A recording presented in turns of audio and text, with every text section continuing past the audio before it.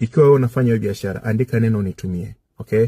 Utatumishiwa ujumbe ambao unakuelekeza namna gani ya kupata hiyo application. So Mjasiriashara App and Tools ni kampuni ambayo inatengeneza softwares tofauti tofauti, lakini kwa sasa imetengeneza program inayoitwa Mjasiriashara App kwa lengo la kumsaidia mfanyabiashara kuweza kuendesha biashara yake kisasa. Okay? Kwa maana ya kwamba unatumia simu yako ya smartphone kuweza kuipakua hii application na baadaye unaanza kuitumia kwenye shughuli zako za kila siku. Andika neno nitumie hapo kwenye comment ili upokee ujumbe ambao utakuelekeza kitu gani cha kufanya.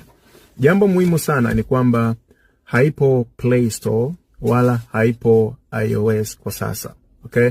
Sababu kubwa, tupo kwenye pilot season, tunatafuta watu ambao tutashirikiana nao kwa pamoja waweze kutupa mawazo yao pia. Kama kuna kitu cha kuongeza ama cha kupunguza ama cha kuboresha, au ikitokea kwamba hakuna chochote cha kufanya improvement, basi una muda wa mwezi mzima wa kuitumia bure kabisa.